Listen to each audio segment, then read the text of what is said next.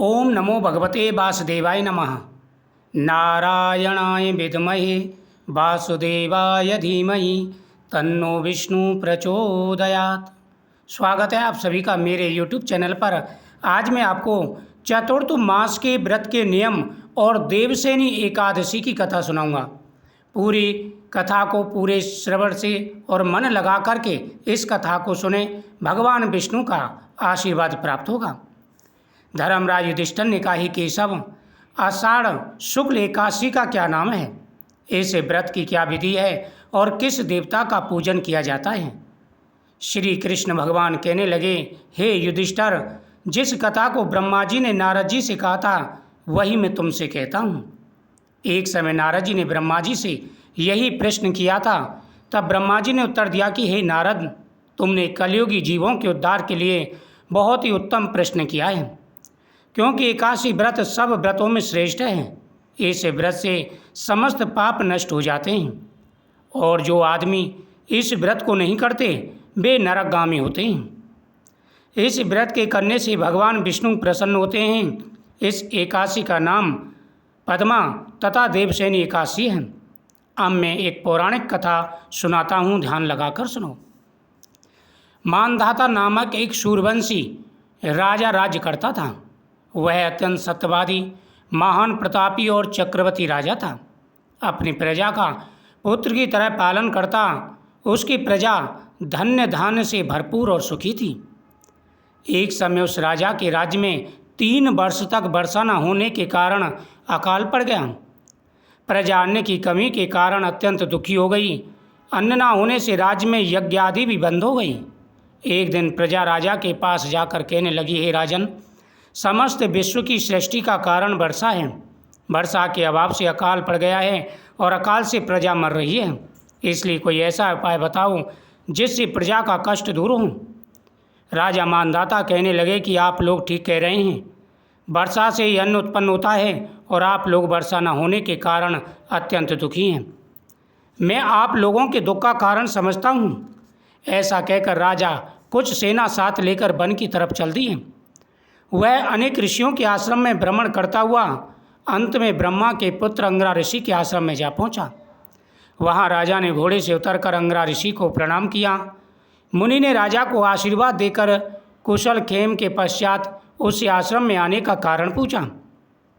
राजा ने हाथ जोड़कर के विनीत भाव से कहा कि हे भगवान, आप सब प्रकार से पालन करने वाले पर भी मेरे राज्य में अकाल का पड़ गया है। आप सब प्रकार के धर्म का पालन करते हैं, आप सब कुछ जानते हैं। मेरे राज्य में अकाल पड़ गया है, इससे प्रजा अत्यंत दुखी है। राजा के प्रभाव से ही प्रजा को कष्ट मिलता है, ऐसा शास्त्रों में कहा गया है। जब मैं धर्म अनुसार राज्य करता हूँ तो मेरे राज्य में अकाल कैसे पड़ गया?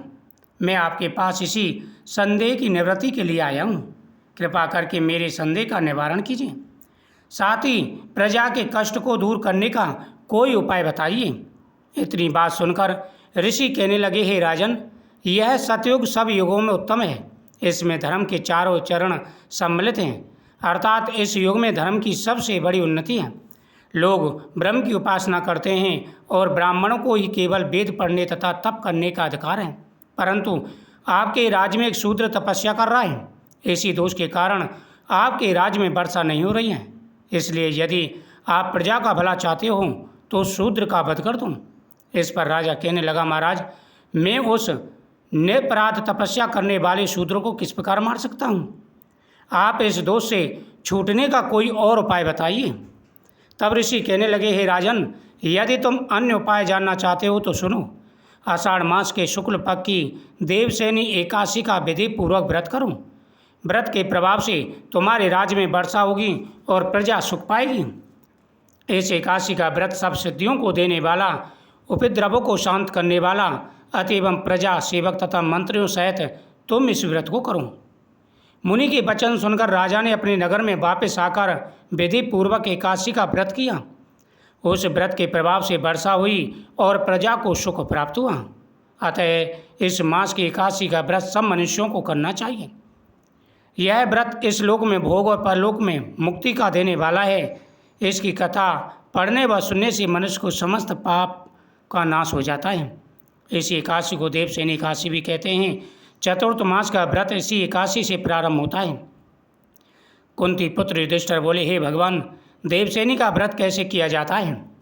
तब श्री कृष्ण बोले, हे राजन, अब भगवान विष्णु के शयन व्रत और चतुर्थ मास की कथा कहता हूँ, ध्यानपूर्वक सुनो। जब सूर्य कर्क राशि में आता है तब भगवान शयन करते हैं, और जब तुला राशि में आता है तब भगवान सोकर उठते हैं। अधिक मास के आने पर भी यह क्रिया इसी प्रकार चलती है। इस प्रकार और देवताओं को ना तो शयन कराना चाहिए और ना ही जगाना चाहिए। आषाढ़ मास की एकादशी का विधिवत व्रत करना चाहिए। उस दिन विष्णु भगवान की चतुर्भुजी सोने की मूर्ति बनाकर चतुर्थ मास व्रत के नियमों का संकल्प करना चाहिए।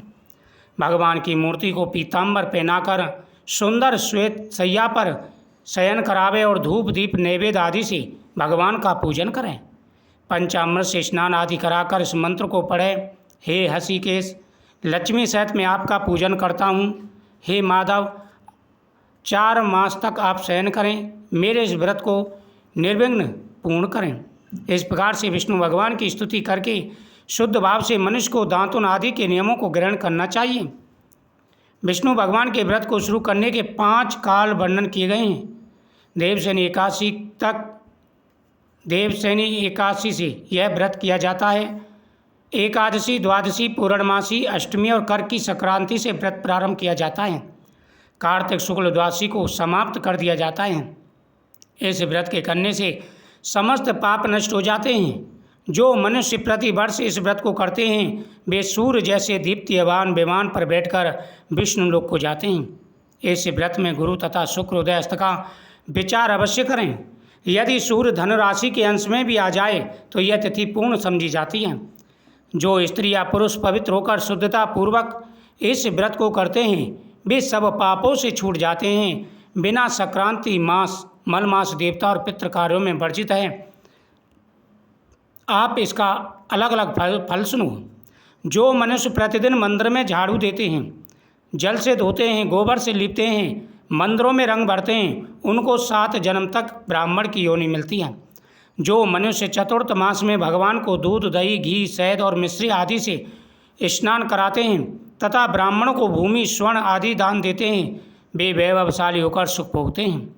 जो विष्णु भगवान की सोने की प्रतिमा बनाकर धूप दीप नैवेद्य और पुष्प आदि से भगवान का पूजन करता है वह इंद्रलोक में जाकर अक्षय सुख भोगता है। जो तुलसी से भगवान का पूजन करते हैं या स्वर्ण की तुलसी ब्राह्मण को दान देते हैं वो मनुष्य भगवान की धूप दीप आदि से पूजा करते हैं, उनको अनेक प्रकार की संपत्ति मिलती है। जो मनुष्य चतुर्थ मास में पीपल के वृक्ष तथा भगवान विष्णु की परिक्रमा और पूजा करते हैं उनको विष्णु लोक की प्राप्ति होती है। जो संध्या समय देवताओं व ब्राह्मणों को दीपदान तथा हवन करते हैं वे सुंदर विमान में बैठकर अप्सराओं से सेवित होते हैं। जो भगवान का चरणामृत लेते हैं वे आवागमन से मुक्त हो जाते हैं। जो नित्य प्रति तीनों समय मंदिर में 108 बार गायत्री मंत्र का जाप करते हैं वे पापों में लिप्त नहीं होते। शास्त्र की पुस्तक दान दी जाती है। जो पुराण धर्म शास्त्र को पढ़ते हैं, सुनते हैं व सुनाते हैं, ब्राह्मणों के लिए दान देते हैं वे दानी, धनी, ज्ञानी और कीर्तिमान होते हैं। जो मनुष्य विष्णु भगवान अथवा शिव जी का स्मरण करके प्रार्थना करते हैं वे पापों से रहित होकर धनवान गुणवान होते हैं। जो नित्य कर्म के पश्चात सूर्य को अर्घ्य देते हैं तथा व्रत की समाप्ति पर स्वर्ण लाल वस्त्र गोदान करते हैं वह आरोग्यता, पूर्ण दीर्घायु तथा कीर्ति, धन और बल पाते हैं। चतुर्थ मास में जो मनुष्य गायत्री मंत्र द्वारा तिल से होम करते हैं और समाप्ति पर दान करते हैं उनके समस्त पापों का नाश हो जाता है और वह निरोगी रहते हैं तथा सुपात्र संतान मिलती है। जो मनुष्य अन्न से हवन करते हैं और समाप्त हो जाने पर घी, घड़ा और वस्त्रों का दान करते हैं वे ऐश्वर्यशाली होकर ब्रह्मा के समान भोग भोगते हैं और उनके शत्रुओं का नाश हो जाता है। जो पीपल का पूजन करते हैं तथा अंत में स्वर्ण सहित वस्त्रों का दान करते हैं वे सब पापों से छूटकर भगवान के भक्त हो जाते हैं। जो मनुष्य तुलसी जी धारण करते हैं तथा अंत में भगवान विष्णु के निमित्त ब्राह्मणों को दान करते हैं वे विष्णु लोक को प्राप्त होते हैं। जो मनुष्य चतुर्थ मास व्रत में भगवान के शयन के उपरांत उनके मस्तक पर नित्य प्रति दुर्वा चढ़ाते हैं और अंत में स्वर्ण की दुर्वा का दान करते हैं, वे भी वैकुंठ को जाते हैं। और जो दान करते हुए इस प्रकार स्तुति करते हैं, हे दुर्वे, जिस भांति पृथ्वी पर शाखाओं सहित तुम फैली हो, उसी प्रकार मुझे अजर अमर बना दो। इस प्रकार स्तुति करके सोने की दुर्वा ब्राह्मण को दान दें। ऐसा करने वाले मनुष्य सब पापों से छूट जाते हैं और अंत में उनको स्वर्गलोक की प्राप्ति होती है। जो मनुष्य विष्णु और शिव के मंदिर जाकर रात्रि जागरण करते हैं, वे स्वर्गलोक को जाते हैं।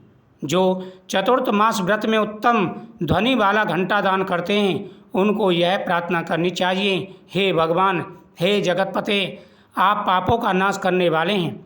आप मेरे करने योग्य कर्मों को तथा ना करने योग्य कर्मों के ना करने से जो पाप उत्पन्न हुए हैं, उनको नष्ट करें। व्रत की समाप्ति पर जो गायों का एक भी कपला गोदान करते हैं, वस्त्र दान करते हैं अथवा जो नित्य प्रति ब्राह्मण को नमस्कार करते हैं, वे धनी होते हैं। उनका जीवन सफल हो जाता है, साथ ही समस्त पापों से छूट जाते हैं। चतुर्थ मास में जो ब्राह्मणों को भोजन कराते हैं, उनकी आयु तथा लक्ष्मी की वृद्धि होती है। जो मनुष्य स्वर्ण का सूर बनाकर ब्राह्मण को दान देते हैं, उसका फल 100 यज्ञों के समान होता है। जो शिवजी की प्रसन्नता के लिए चांदी या तांबा दान करते हैं, उनको पुत्र की प्राप्ति होती है। जो शहद युक्त तांबे के पात्र में गुड़ भरकर और शयन होने पर तिल, सोना और जूते का दान करते हैं, अन्न वस्त्र का दान देते हैं, वे आख्या सुख को प्राप्त करते हैं और लक्ष्मीवान होते हैं।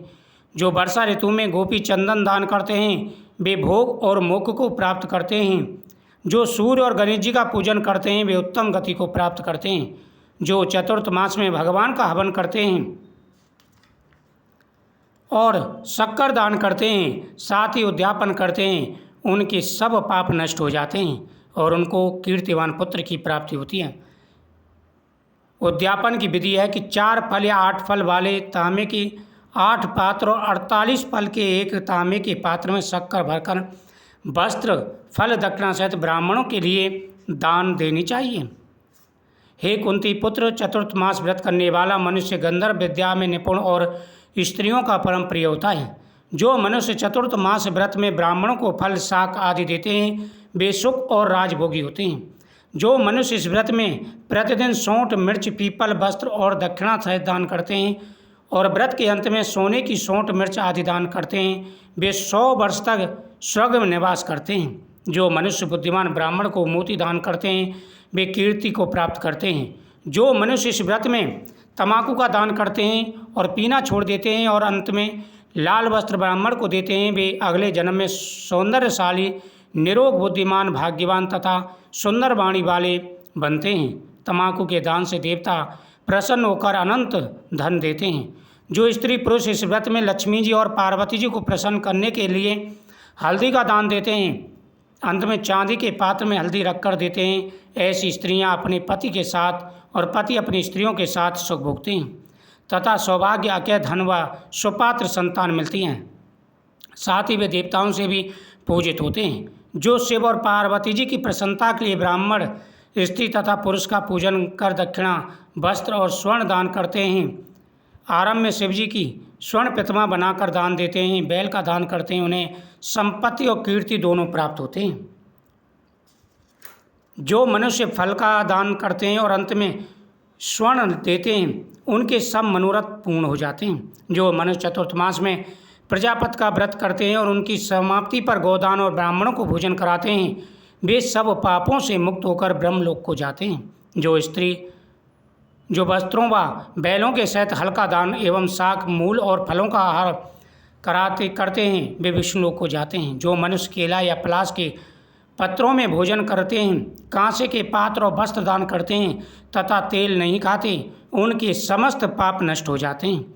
जो मनुष्य पयोव्रत करते हैं और अंत में दूध वाली गौ देते हैं, वे विष्णुलोक को जाते हैं। ब्रह्मघाती, बालघाती, सुरापान करने वाला, असत्य बोलने वाला, स्त्रीघाती, तप में विघ्न डालने वाला, अगम्य से गमन करने वाला, विधवा का शील भंग करने वाला, ब्राह्मणी तथा चांडाली के साथ वो करने वाला भी चतुर्थ मास व्रत के प्रभाव से पाप मुक्त हो जाता है। चतुर्थ मास व्रत के अंत में 64 फल, कांसे का पात्र तथा वस्त्रों और आभूषणों के साथ गौ और बछड़े का दान करना चाहिए। जो मनुष्य भूमि को गोबर से शुद्ध करके भगवान का स्मरण करते हैं वे धार्मिक राजा होते हैं। उनकी संतान भी सुपात्र होती है। किसी शत्रु का भय नहीं होता और अंत में स्वर्गलोक को जाते हैं। बैल का दान करने से षटरस भोजन मिलते हैं। चतुर्थमास व्रत में जो नित्य प्रति जागरण करते हैं तथा अंत में ब्राह्मण को भोजन कराते हैं उन्हें शिवलोक की प्राप्ति होती है। जो एक समय भोजन करते हैं और अंत में निराहार रहकर भूखे को भोजन देते हैं और भक्तिपूर्वक भगवान का पूजन करते हैं उन्हें स्वर्गलोक की प्राप्ति होती है। श्रावण मास में साग, भादों में दही, अश्विन में दूध और कार्तिक में दाल का त्याग करने वाले निरोगी व स्वस्थ रहते हैं। जो मीठा, खट्टा, कड़वा पदार्थ त्याग देते हैं वे समस्त दुर्गुणों से मुक्त हो जाते हैं। भगवान का स्मरण करने वाले स्वर्ग को जाते हैं। जो चंद्रायण आदि व्रत करते हैं, एक माह दूध का ही भोजन करते हैं, वे ब्रह्मलोक को जाते हैं। उनका वंश प्रलय काल तक स्वर्गलोक में निवास करता है। सुपात्र ब्राह्मण को वस्त्रों का दान तथा भोजन कराना चाहिए। कुपात्र को दान देने वाला लेने वाला दोनों नरक में जाते हैं।